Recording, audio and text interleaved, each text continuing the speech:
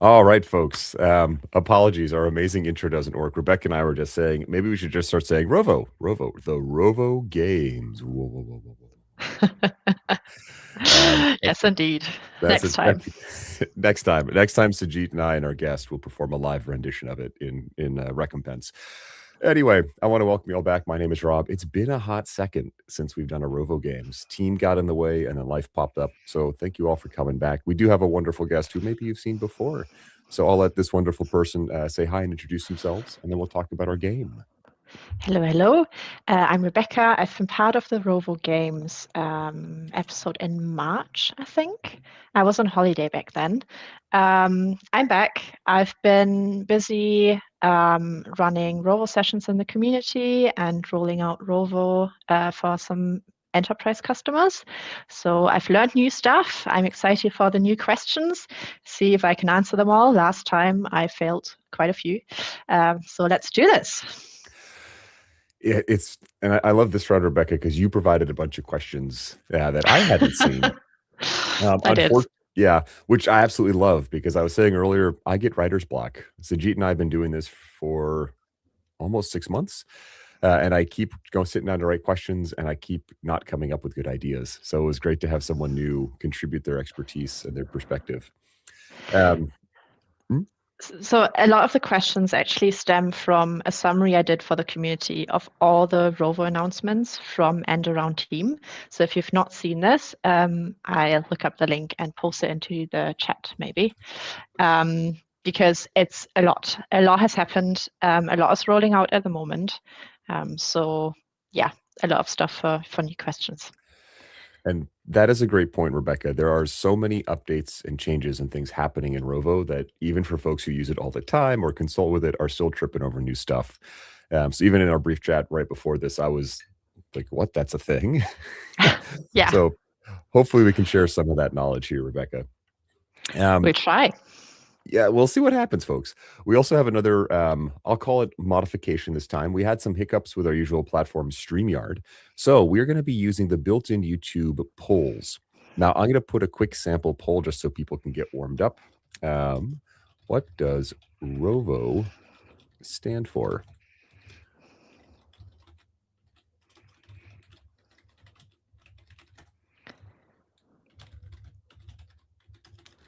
Type. So that's actually an interesting one because I'm running an internal quiz on Friday. That's why I've got a lot of questions at the moment as well. And he actually came up with a question where the name comes from. And Ooh. I was like, he clearly must have just imagined these answers. That's not a thing. But I found the original blog post explaining it. So he was right. Oops, and I have to spell vote properly. But you'll see polls like this one. I quickly made this up. Respond with a 1 or a 2 or a 1, 2, 3, or 4 in the chat. You don't have to put the number sign in front. Every question will only have one correct answer because you can't answer multiple things. And if you're on the vertical stream, a part of me will be covered up by this thing. Charlene, if you put the question marks after, unfortunately won't see it. So just the number. But we'll use this as our chat or as our poll. Unfortunately, we can't track who the winner is this round. So this is more just amusement for everyone and learning. Devia thinks it's a really organized virtual object. I was proud of myself for coming up with that one on the fly. And it sounds a little bit technical. It does. So, yep. Jonathan, what would your name be, or what does it stand for to you, my friend? You said a 2, which is other. So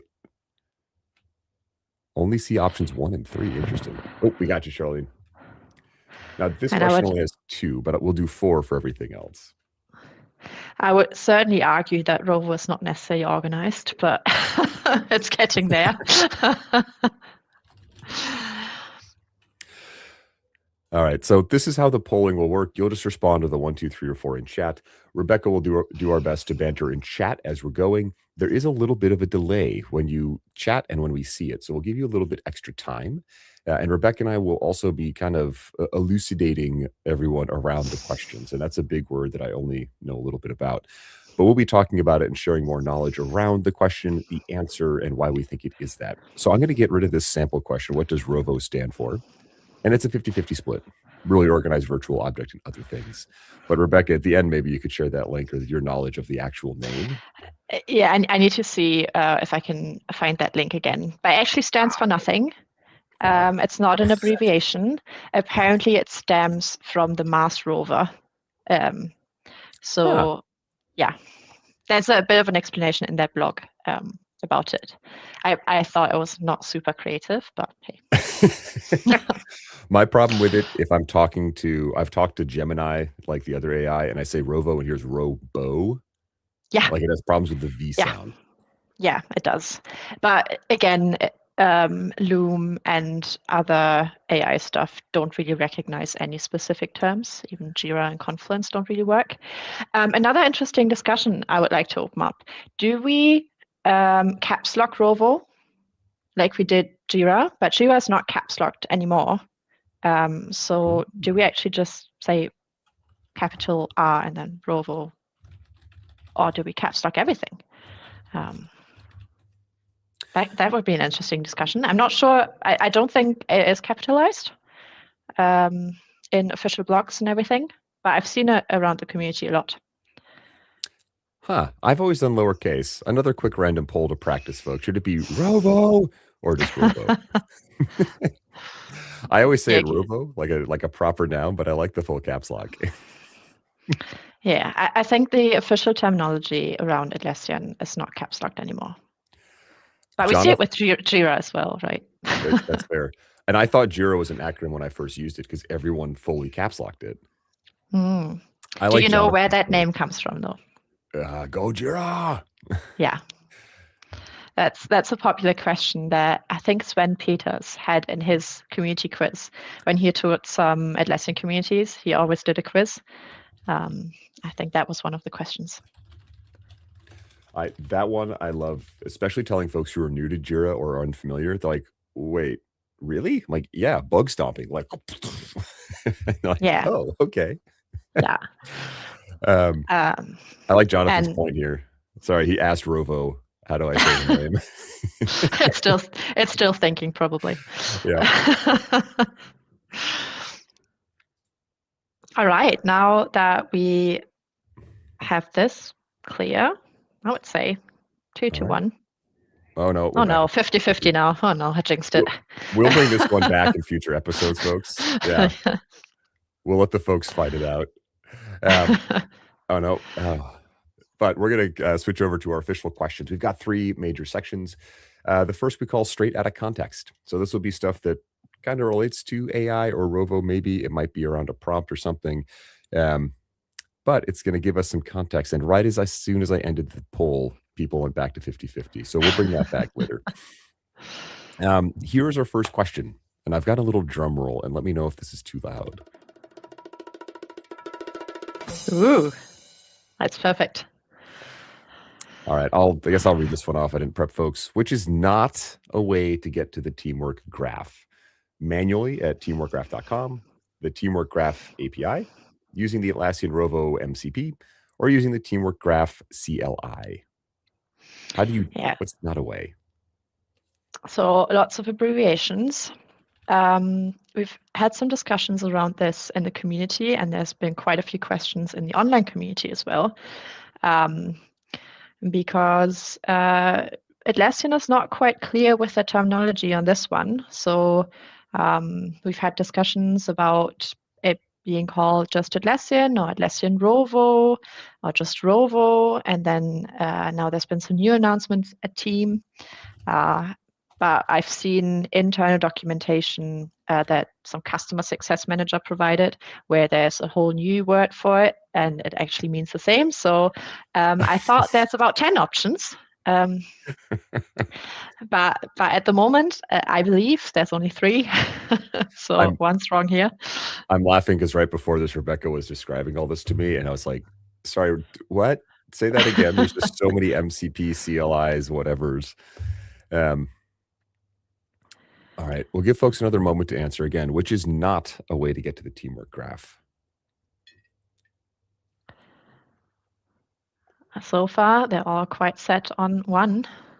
Very set on 1. Oh, Venkat's coming in from the high ropes with the Atlassian Rovo MCP. But Devia's going for that teamworkgraph.com. All right, folks, we're gonna stop this poll. We're gonna freeze it in, lock in your answers in 3, 2, 1. All right. I think it's a bit of a mislead, a misdirect, because it's really number 2. There's no Teamwork Graph API. Yep. So at Team, they announced and showed the new website, teamworkgraph.com, where you can log in and you can actually see your own teamwork graph. I would hope that it's not the full graph, so you probably only see a small section of it because you don't have all the edges. But yeah, it's a real website. You can access your own graph there. And with it, they also announced the Teamwork Graph CLI. And we've already had that before, the Atlassian Rovo MCP. And again, there's a few different things circling around. It once was called Atlassian MCP, and then it was called Rovo MCP, and now it's Atlassian Rovo MCP. It's all the same thing, as to my current information. And you have actually Teamwork Graph skills now available there. They've been added recently, and you can use the Rovo search for Jira and Confluence. That was a thing it could do from the beginning. But there's no API for the Teamwork Graph. You've got your regular Atlassian Cloud API, but nothing Teamwork Graph specific yet anyway. Yeah, this, looking at teamworkgraph.com to me is just fun. And I didn't realize, I've been telling people, you can't look at it, but you can. This is a demo instance I have. But it's like everything I've done in there and what Rovo can see. So this is just fun to explore, and then you can kind of dig around. How do all these things connect? And in a real environment, I'm sure this is a lot more interesting. But it's a fun thing to go look at and just see, how does this all, whoa. What all is in here? So yeah, there's no API, which to me was also surprising. I would have probably guessed at this question if I wasn't staring at the answers on my other screen. Yeah, no API yet, just your regular Atlassian Cloud API. All right, next question, and this one's over to you, Rebecca. So what can Rovo not do in the context of whiteboards? Can it not create a new one? Does it not draw freehand? Does it not recognize patterns or trends? Or does it not create diagrams in the context of whiteboards? You're using whiteboards regularly? Very frequently. The first time I saw the Create with Rovo, it was, I'm going to stop talking. I use whiteboards quite a bit.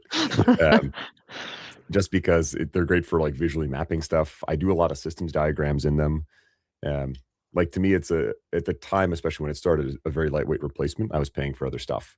But now it's got more in there, and I love the connection to Jira to visualize things. Oh, wow, we were getting 2s straight down the line. Anyone else? Any other guesses, folks?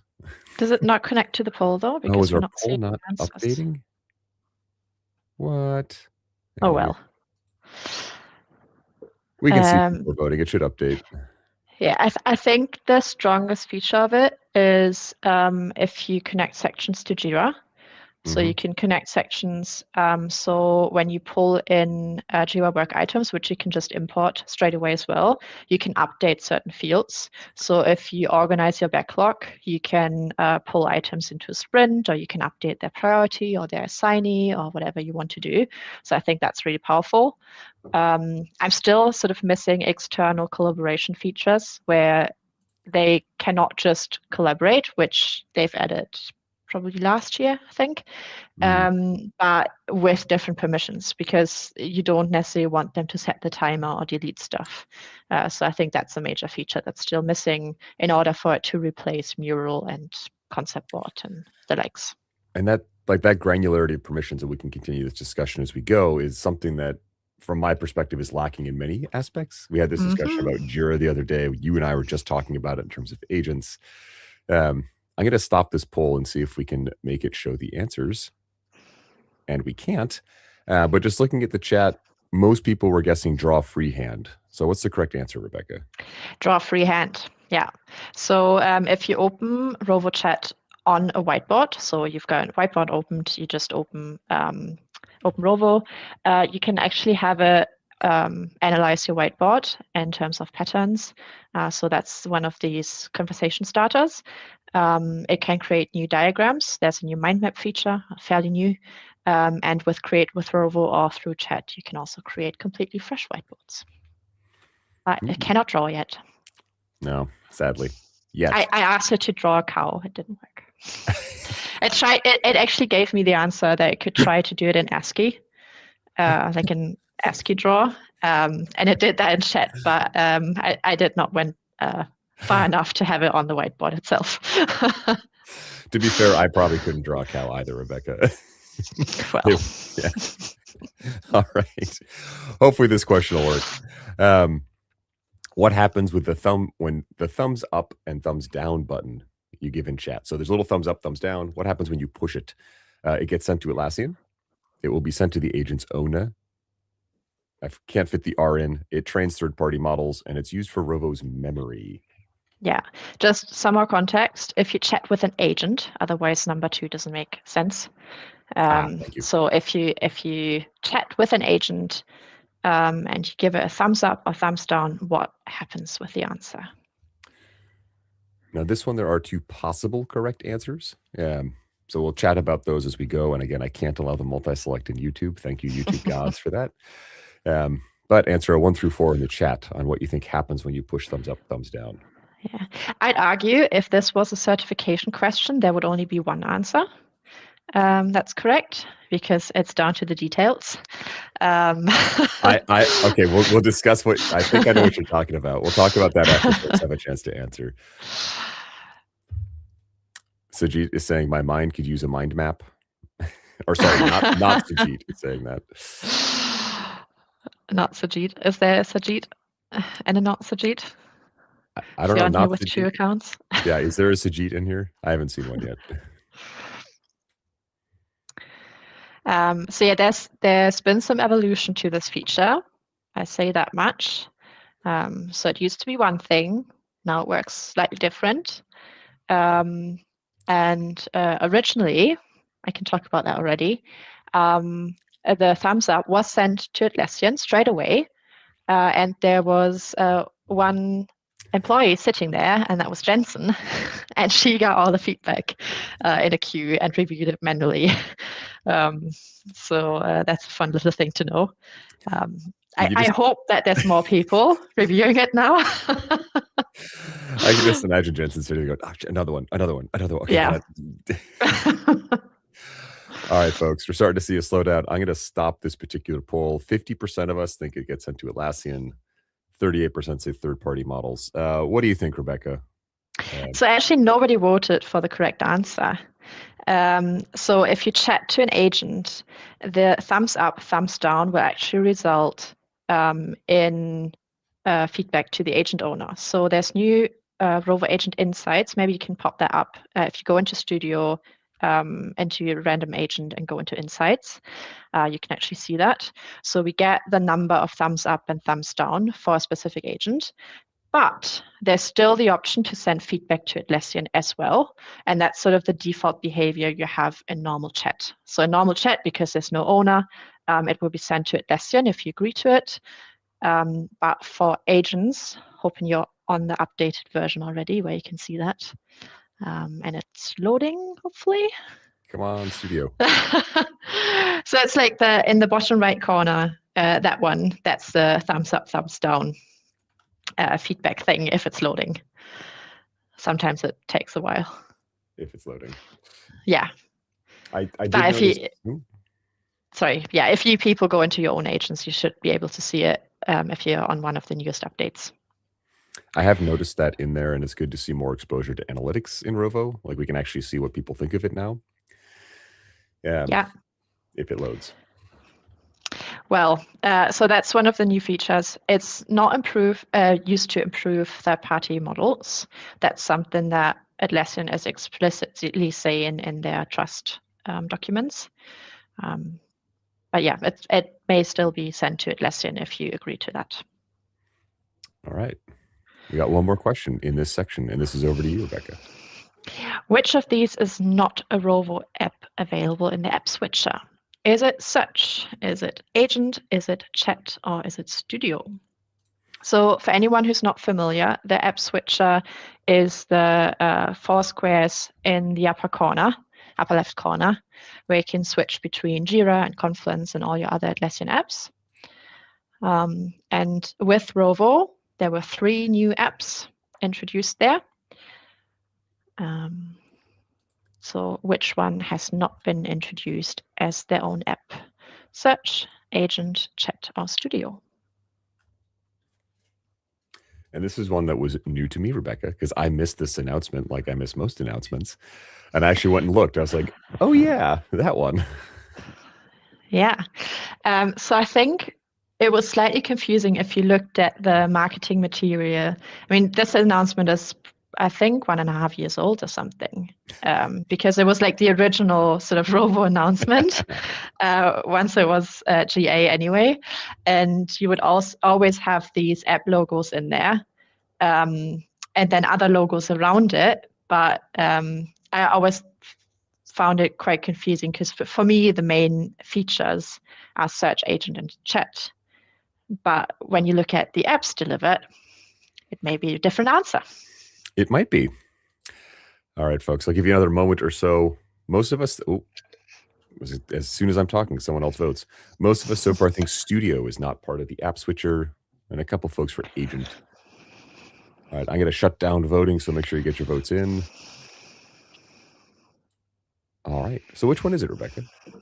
So there's no agent app because agents are part of Studio. So there is a separate chat app, there's a separate search app, but there's no separate agent app because agents either show up as people in the people directory or the teams directory. That's the sort of agent profile.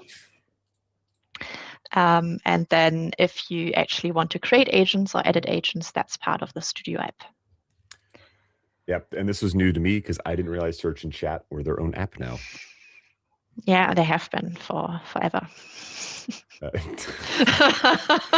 all gray. They all blend in, Rebecca. To be honest, I've never used them once, but they are their own app. What do they even look like? Okay. It looks the search one is similar to if you have Rovo Desktop or the Rovo browser extension. Yep.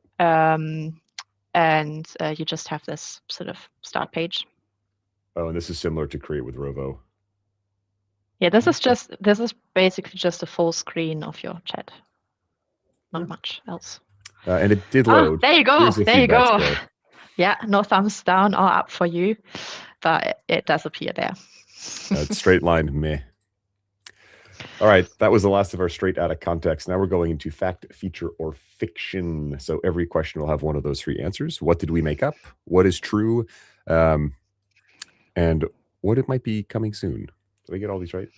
Oh, I made mistakes. I got to quickly fix this. Oh, did you say fact or feature? Yes. Which is basically the same. I made it stupid. I was very stupid. So it's feature, future, or fiction?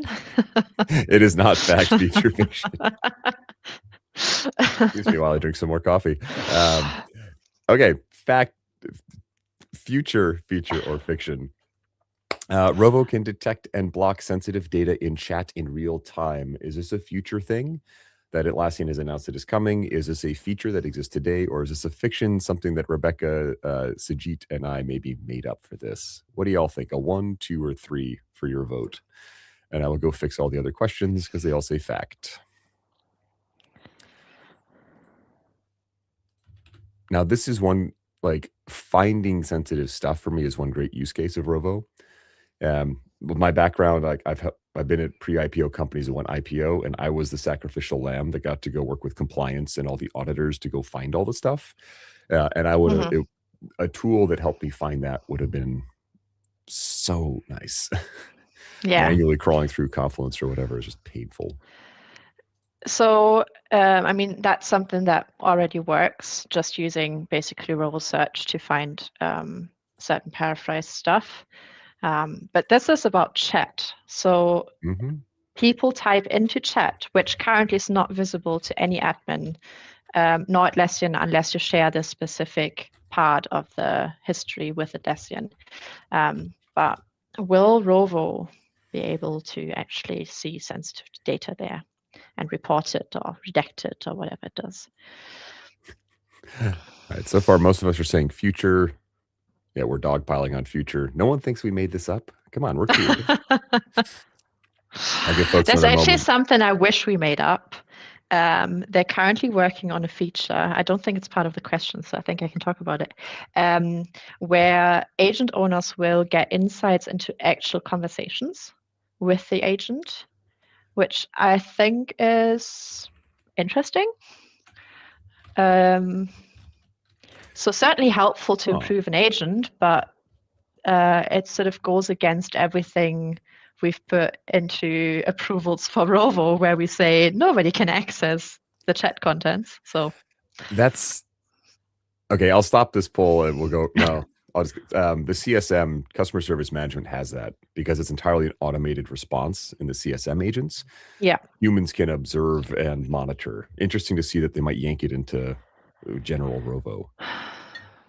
because I mean, for CSM, it makes sense because before Rovo, it would have landed in a request that agents have access to anyway. Mm-hmm. So I think in there, you can argue that that makes sense. But yeah, they're actually working on that feature. So it's future. Again, I would argue that this question is quite difficult for certification because it's not Rovo itself. It will be part of Atlassian Guard or Atlassian Detect, which is a Atlassian Guard premium feature. So it will not be rolled out to everyone. That's what I understand. Yeah. There's always that fun little asterisk along with SSO. No. We're going to put it in Guard. Yeah. And the detect features, basically what you've talked about, using Rovo to find sensitive data, that's the Guard detect feature where you have regex to say find credit card data, find passwords or things like that. But they will actually apply this to chat as well. That's what I understand from that. All right. Well, we have until Q4 before those of us on Guard get to see it. So, yep. All right. Our next future feature and fiction. Over to you, Rebecca. Rovo has explicit and implicit memory. What? Okay. What do those words mean? I know memory. What's the difference between explicit and implicit, though? So implicit memory is basically what Rovo knows about you already based on the data you have in the apps.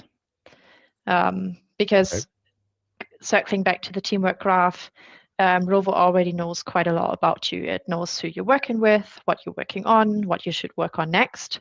And based on the interactions you have with the apps and with the data, there's some things that Rovo may be able to answer about you. Also, you have a people profile and you work within teams and things like that. And then explicit memory would be something that you explicitly tell Rovo about you, which is not part of the data. So my grandma is called Emma or something like that. Would be something I could tell Rovo. Not sure if that's helpful, but I was using Rovo to help. I forget what I was building, but I mentioned, oh, my friend Emily has approved this idea, and that got stuck in Rovo's memory. And it said, well, using Emily's approved idea, we're going to do blank, blank, blank. And this was like 4 conversations later, and I was like, how do I get that out of there? That was a bit of a joke. Oh no. Yeah. All right, most people think it's a feature. We've got a future and a fiction group, though. All right, so we're going to close this out and see what the answer is, Rebecca. It is a feature. It should have been rolled out to most sites now. And maybe you can show it to exit. We've checked earlier. There's no memories on on Europe on that site, but this is a different site. Maybe it's good. Yeah. Okay. So you go into chat and then go onto the 3 dots, and you can go into manage memory, and you will see the implicit memory, so Rovo's observations about you, and you will see that that's mainly based on what you work on. So for me, it says I work a lot on Rovo governance, and I like long ass conference pages blog posts and I like to work on details and stuff like that. I don't know. I've not read the whole thing, but basically, how do you work with the tools and what do you prefer and what's your role? But you can also share information directly, which would be the explicit memory, which is in the second tab. So there you could say that Emma approves all your ideas, or she's your grandma. I've done some testing around this, so this is still quite new. They announced this at Team, and it's only just been rolled out. And I've took 3 different sites and switched off the company knowledge in chat. So it was basically just plain Rovo chat. And on one side, I've had the explicit memory that I like short answers, and on the other 2, I did not prompt this into the memory, and I've given it the same task. I think like tell me about Rovo or what is Rovo or something like that. And I got Gen AI typical different answers. So they were not all structured the same, but they were all quite similar in length. So I couldn't really see how that specific memory has actually improved the result for me. But I guess there's some more testing to do. But the first test wasn't too convincing. Yeah, it's interesting to see what Rovo thinks of you. Like just reading this. Okay, yeah, I use this as a demo environment. So fitness pizza product feedback, whatever. And we were talking earlier, like I'm a solopreneur. I work by myself. I don't have the luxury of a big group of people. I'd be curious what someone who actually uses this at a larger company, more than one person, sees. Because that perception of you, like the concept of context came up basically every other word at Team. And this seems like it's part of it. How Rovo, what Rovo knows about us or thinks about us will impact how it could operate. But if your testing is kind of like, maybe they just added the feature and they're waiting to see how it works. Well, to be honest, I'm not quite sure how long it takes for the memory to take effect as well. Gotcha. And as per usual, there's not a lot of documentation on how the feature works. There is a documentation on it, at least, how to set the memories and everything. But yeah, we just have to wait and see how it actually works. So we depend on you, community, to share your experience for us to actually understand these features a little bit better. All right. Next, future fiction or feature. Rovo agents can run autonomously and perform actions from within automation flows. Is this a future? Nope. Do you still hear me? I can. Can you hear me? Okay, I can't hear you anymore. Not sure. Oh, no. If that's my issue or yours. All right, chat, I need your help. Could you respond in chat with a thumbs up or something? Nope.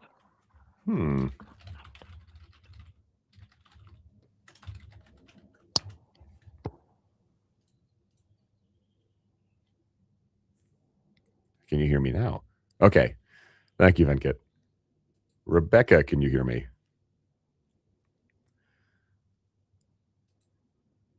All right, looks like Rebecca's troubleshooting, folks, but can Rovo agents autonomously perform actions on their own within automation flows? And as a reminder, automation rules are gone. There are no more automation rules. They were removed. They're now just called automation flows, which I had a lot of fun with the team, confusing the heck out of basically everybody.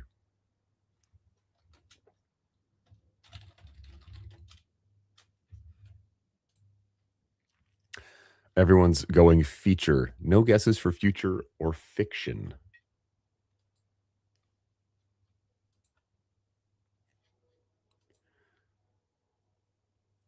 And Rebecca's furiously working with her in-house IT team to figure things out. Venkit saying, I have a doubt around this. I need clarification.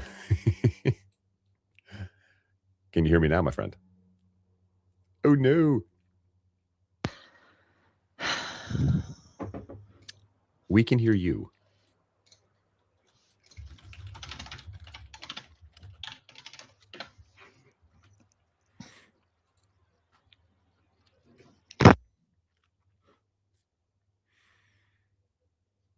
All right, this one hopefully Rebecca can help respond, but I'm going to stop the voting on this one.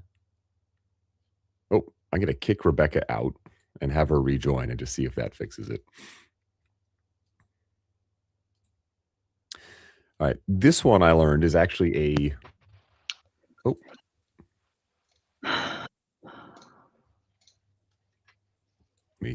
There we go. How about now? Okay. You're back just in time to save me. Everyone thinks this is a feature. It's actually future. So I'm part of the EAP. Well, you could argue it's a feature already, but it's not rolled out publicly yet. So currently, Rovo agents behave in automations differently than they do in chat because they actually cannot run any of their skills or tools. So they only give you a chat answer, which is saved in smart value, and then you need to take that answer and use it in ifs and else and comment or whatever.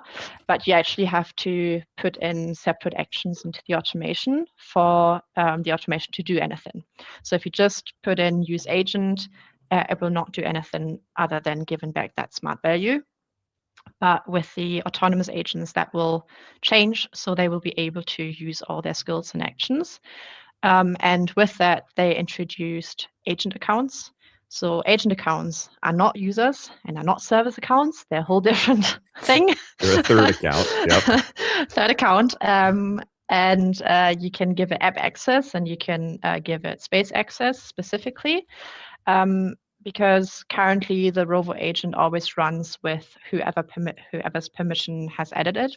So if I create an automation, add a Rovo agent, it will use my connection and permissions. So I, as an admin, have access to everything. Hence, the Rovo agent will have access to everything in theory, unless it's limited in its knowledge. So with the agent accounts, it will give an agent constant access to knowledge, regardless of who triggers the rule or who added the agent into a rule. So I think that's quite exciting. So similar to a service account in that it's a separate access, but it's not a human. Yeah. But it will act as itself, and it will do autonomously things. Like I think before we were chatting, like MCP servers feel like they're just the new API. It feels like agent accounts are just the new service account, like similar concept. We could almost copy and paste them, almost.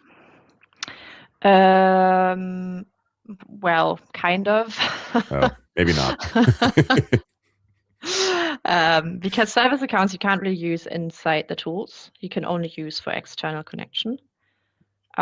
Whereas agent accounts are running inside the tools. Gotcha.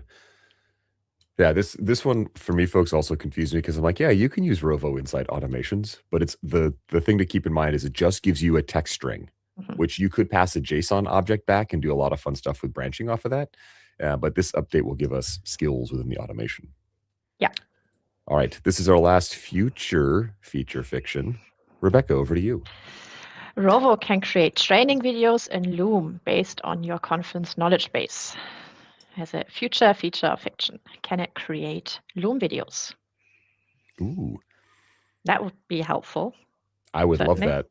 Although I'll be honest, my happy space, like my OCD, my flow state is building training content. Like I'll just zone out. I'm like, yeah, I've got this. Yeah. I mean, there's other AIs that can do it, creating videos. So why not Rovo? Why not Rovo? Certainly would push Loom to a broader audience. Yes, take this document and create a even my when I first moved to the Bay Area, the first job I had was consulting for a platform called IFS. And one of the products we had was I think called ClickLearn at the time. But it was it would record all your clicks and then convert that into a video.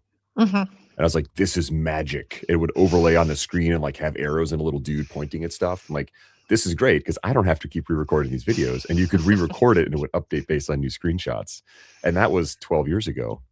VentKit's saying definitely not a feature. Ouch.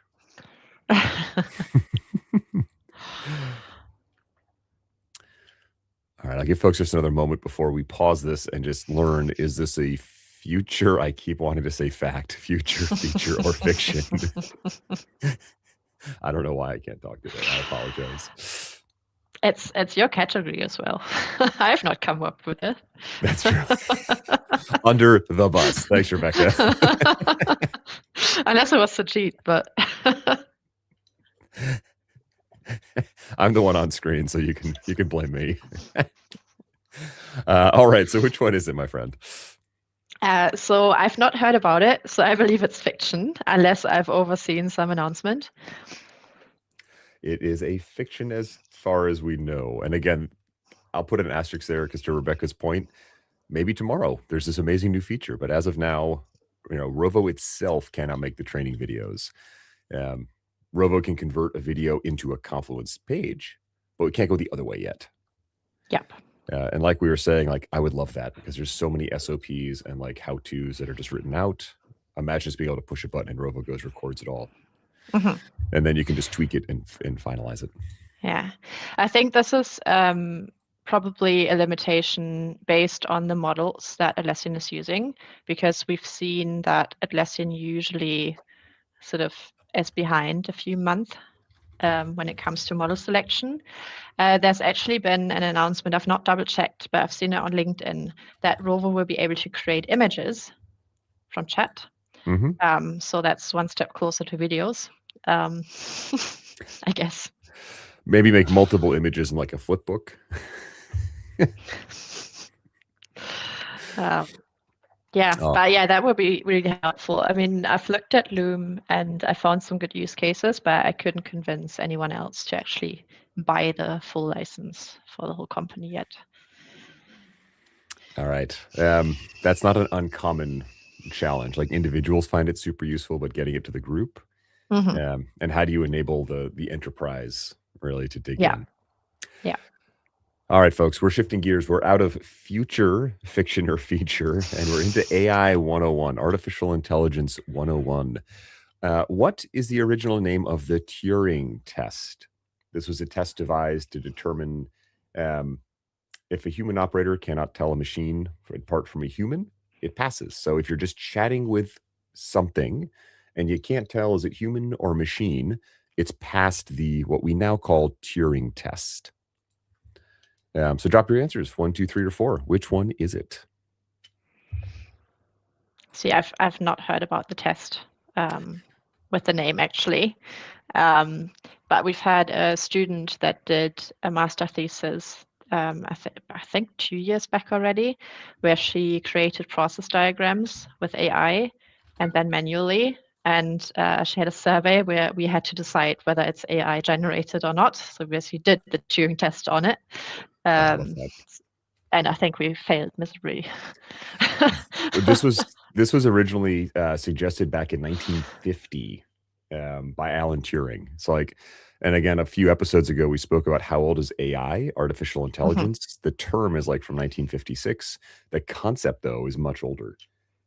Yeah. So the fact that people were thinking about this almost 80 years ago, before we had anything like what we call AI now, to me is always fascinating. And on that point, if we look at Atlassian and how they define AI, I find it quite confusing because they say you can disable AI features, but it's actually mainly LLM features you can disable. Mm-hmm. Because depending on your definition, the Rovo search, which cannot be disabled, is still sort of AI. And that's like, yeah, you can turn off AI, but parts of Rovo still work. But Rovo's AI. Well, Rovo itself is the platform.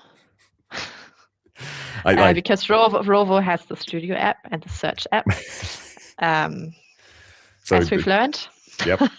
And but like the challenge there is like you and I know that because we're deep into this. 99.9% of people just know, oh, Rovo is AI, and they don't get that nuance, and that makes it like, how do we bridge that gap? And Atlassian doesn't even nuance it on administration level. So no, it's all just there. All right, everyone is just saying 1. This is also the name of the movie, The Imitation Game. So if you saw the movie, it was originally called The Imitation Game. Can a machine imitate a human sufficiently to fool another human? Oddly, the laws of robotics that Asimov suggested, someone has added one that a machine must always distinguish itself from a human to prevent this from happening. That's just a fun little side fact, but everyone who responded nailed it. It is called The Imitation Game. Another AI question. Rebecca, over to you. Google's DeepMind AI defeated the world champion. I guess it's world champion of this game in Rob, fire the intern. 2016. So Google's DeepMind AI defeated the world champion of this game in 2016. I guess I'm not even going to defend that. Which game did Google's AI defeat?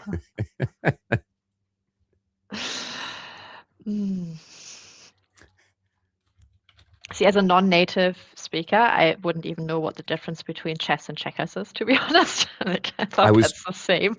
I was trying to pick games that are more global. Chess is the one of like the king, the knights, the pawn. Checkers in the States, same board, is just flat pieces, and they can move one space. You capture by jumping. Okay, I see. Yeah, and you have to move forward. When you get to the back row of the other side, you can king or queen the piece, and then it can move anywhere. All right, DeepMind. People are saying chess. One person has said Go. Go is, I believe, a Chinese strategy game considered to be more complicated than chess. There are more moves in. Sorry, that's like roundish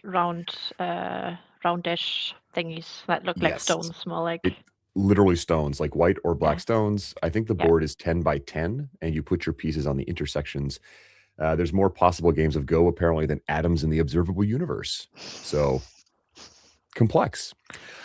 All right, I'll give folks just another minute. 3/4 of us think chess. What would you have answered, Rebecca, just out of curiosity? I actually know the answer to that because I've read the article back then, I think. I was already in uni at that point, so I guess it came up in some lecture. Which one is it then? So it's Go. And I believe chess, that was way back when computers were better than the world champion. My colleague does a presentation on that, but I can't remember the year. But I think like early 2000s, if not 90s. Yeah, I think. I don't think we have nope. We have a different question on a different AI. It's a Deep Blue that solved chess first.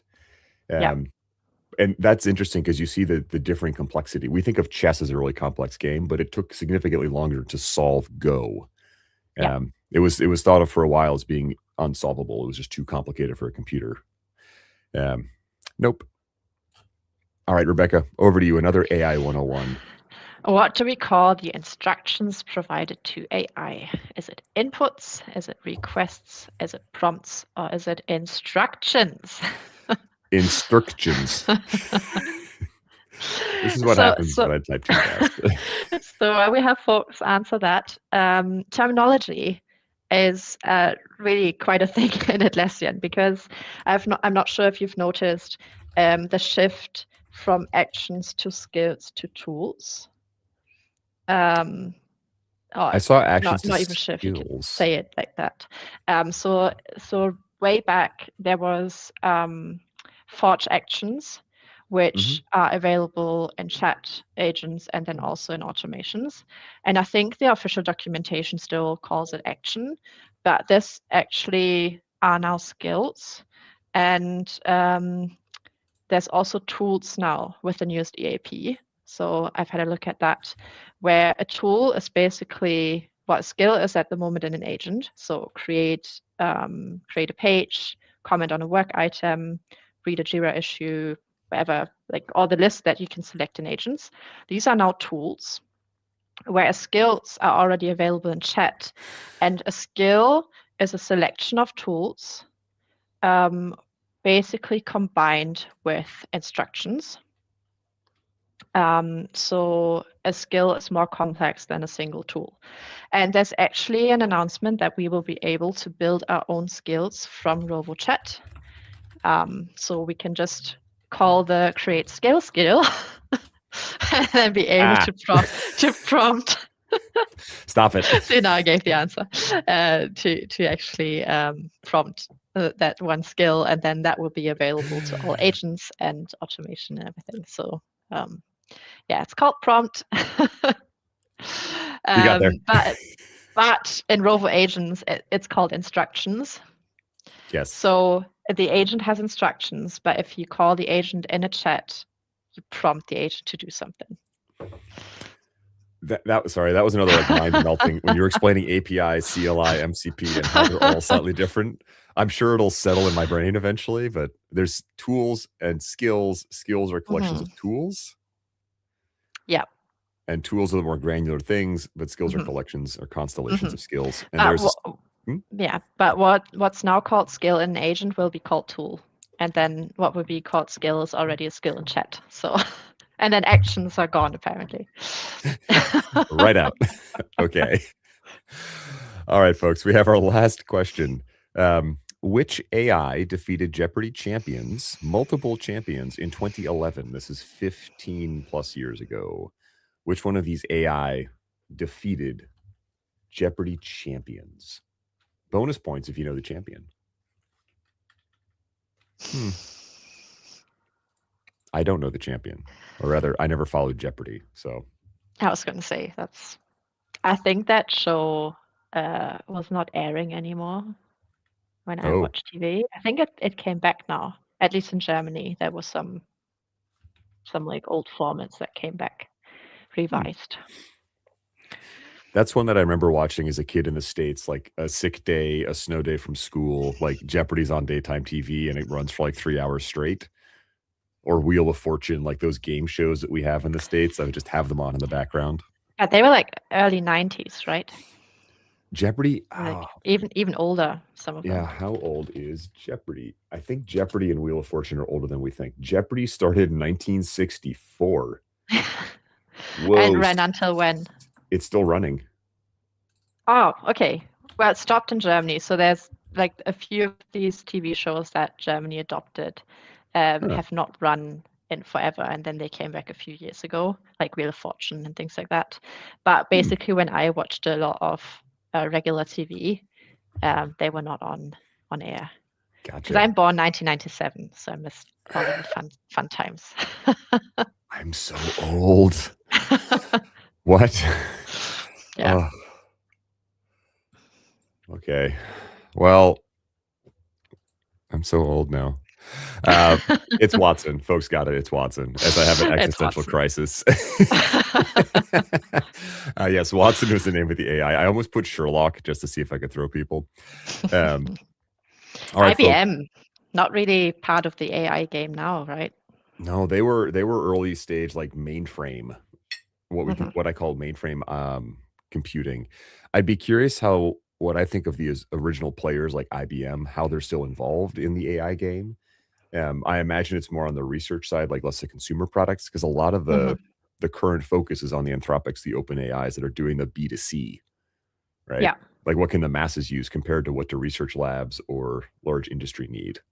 And there are different use cases in my mind, similar tool. But you're right, like IBM is not vanished, but it's definitely running in the shadows. Yeah, we're not really hearing from them anyway. I think we have one question in the chat. Should we get back to that? I'll go dig it up right here. Yeah, that one. So do we have any agent use cases in context of service management? Is what I'm reading from there. So yes, I actually have some agents almost resolving some requests automatically. I'm currently running them in shadow mode, where I'm just watching what they would do until I put them live. So for this enterprise I work with, not everyone gets Rovo agent permissions. So we have a request type where they fill in a form, and it's basically a quiz, and we validate that with an automation. But they also have to provide the Rovo fundamentals certificate. And I've got a Rovo agent that checks that certificate, if it has the correct name and if it's the correct certificate and if it's sort of up to date. And that agent will run autonomously at some point. So we don't have to check these requests anymore, but we would just assign them the permission automatically. That's the idea.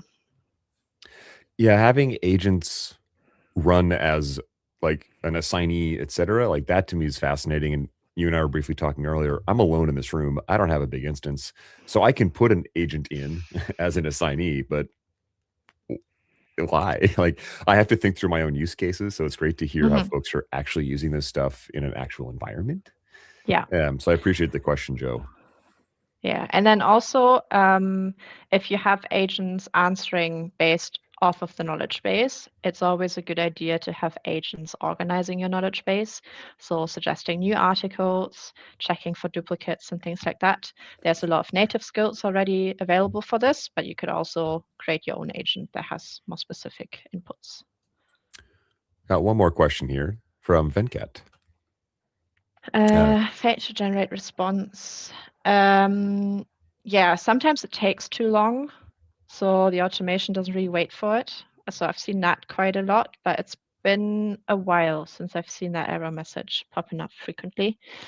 Sometimes it just doesn't have access to the right data. I would always give it the specifics in the prompt. So if you have a work item created trigger, for instance, and you want the agent to work on that specific work item, I would always take the issue key as a smart value and put it into the prompt, because it doesn't actually pull any context automatically. And sometimes it makes sense to give it more specific information. So let's say the description or some custom fields and things like that, to just make sure that it has the information that it needs rather than relying on Rovo to pull the correct information. That answer is sort of based on experiences half a year ago. I'd argue that Rovo knows more about stuff and has more skills now, that you don't necessarily have to provide all that information, but it certainly makes it more reliable if you just give it in the prompt rather than Rovo having to search for it. All right. We've got one more question. I really like this one from mobile chat. Thank you for sticking in there, Charlene. Why would you make an agent as an assignee? Don't you need a human to be accountable for the output? Yeah, so there's an important distinction. You have agents in Jira, which is already GA, where you can assign agents onto Jira work items, and you will get a specific window where you see the actions it would take, and you actually have to confirm those actions. It will be the same if you put them right into the workflow. There's always going to be a step where humans actually confirm the actions. Autonomous agents work from automations. So that's a different thing. It's not I assign this issue to an agent, but rather I act on a specific trigger and then have an agent work autonomously. But yes, in the end, a person should be accountable for what the AI does. So testing becomes more and more important, I would say. And then also making sure that the agent owner is accountable for the outputs of that specific agent. So that's sort of half policy and then half how you actually use it, I would say. And I do like that, because many folks with technology just assume the technical controls will do everything, when really we need governance and policy to make sure folks understand appropriate use. Yeah. So even though some things are possible, we agree not to do them, or even though it works this way, we agree to back it up and double check. Yeah. We tend to, I feel we tend to look too much at the technical control, the bells and whistles in the tool to solve that, which is not enough. Yeah.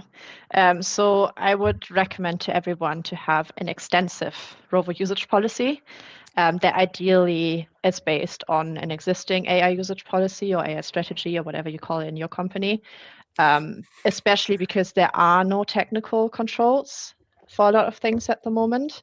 But if you just let people do what they want until you have these controls, then it's going to be difficult explaining to them why they're not allowed to do things a month down the line if they were allowed to begin with. So yeah. All right. We have like 1 minute left. Can we answer this in a minute, Rebecca? Yeah. Let's say the different results on each run. Why does this happen? Well, it uses Gen AI, so it uses different models, and it is in the nature of these large language models that they do not give the same reply every time. And then also, if you use chat, it may be a different model each time, even though it should decide on the prompt and the input data. I would not guarantee that it's the same model answering each time, because it may be that one model is cheaper at the moment or things like that. I'm not quite sure how they control it at the moment. For Rovo agents, there should be one and the same model answering every time, because there's a specific model used in agents at all times. That was something that was new to me. Like chat will rotate through the different models, And that's why you get the variance, which to me is interesting because, like, talking to different people, I'd get different answers. But there's a model for the agent, so we can expect more consistency. Yeah, but still, it's still large language models. So similar to when you chat to ChatGPT, you will not get the same answer only because you ask the same question. All right, folks, this is the Rovo Games. Thank you so much, Rebecca, again for joining us. Always love chatting with you and hearing your perspective and sharing the questions with our wonderful audience. Thanks for having me. Yeah. Any parting shots, or shall we just let people go on their way? Yeah, just make sure you have that usage policy. That's a topic close to my heart. So if you need more information on that, hit me up. But yeah, it's really important to not let Rovo loose, especially as it gets more autonomous every day. No wild Rovos. All right, folks. Thank you all for joining us in the Rovo Games. Be on the lookout for our next episode in July. And thank you all again. Cheers. Bye bye.